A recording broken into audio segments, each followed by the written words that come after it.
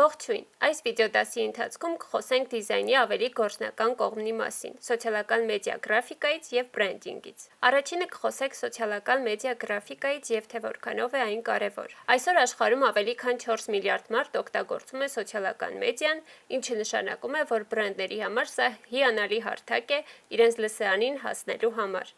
Լավ մշակված սոցիալական մեդիա ռազմավարությունը, որը ներառում է ուժեղ բրենդինգ և որակյալ վիզուալներ, առանցքային նշանակություն ունեն հաջողության համար։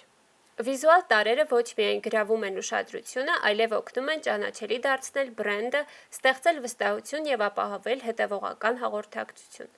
Այժմ քայլ առ քայլ կվերծանենք սոցիալական մեդիա գրաֆիկայի ձևավորման կարևոր կետերը։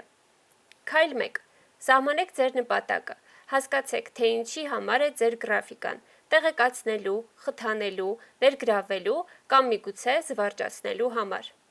Համապատասխանեցրեք ձեր դիզայնը նպատակին։ Օրինակ, գովազդային գրաֆիկաներ կարող են ընդգծել ապրանքը, իսկ տեղեկատվական գրաֆիկաները կարող են պարունակել աղյուսակներ կամ ինֆոգրաֆիկաներ։ Նպատակի սահմանումը առաջին և կարևորագույն քայլն է, քանի որ այն ուղղորդելու է ձեր դիզայնի բոլոր տարրերը։ Քայլ 2. Ճանաչեք ձեր լսարանը։ Հետազոտեք ձեր թիրախային լսարանը, ինչ հետաքրքրություններ, նախասիրություններ ունեն սոցիալական մեդիաներում։ Հարմարացրեք ձեր դիզայնը այս լսարանին, օգտագործելով նրանց նախընտրելի գույները, տառատեսակները և պատկերները։ Քայլ 3. Ընտրեք ճիշտ հարթակը։ Իմացեք յուրաքանչյուր հարթակի դիզայներական առանձնահատկությունները և լսարանի ակնկալիքները։ Օրինակ, Instagram-ում գերակշռում են բարձր որակի պատկերներն ու ուղղանկյուն 1080, 1350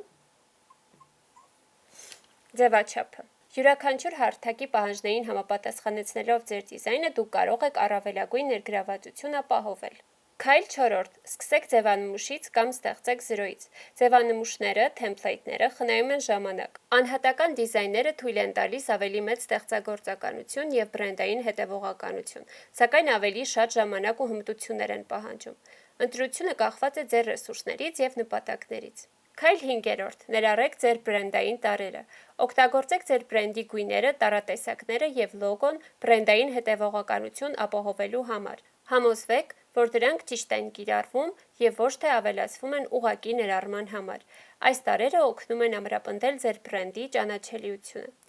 Քայլ 6. Օգտագործեք բարձր որակի պատկերներ և գրաֆիկա։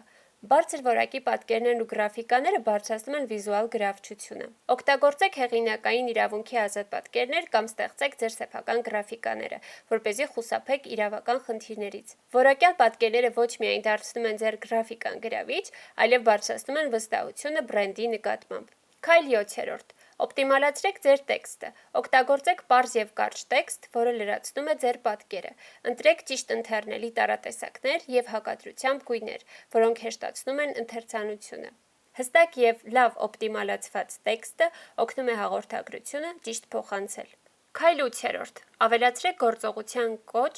Call to Action կամ կրճատ CTA։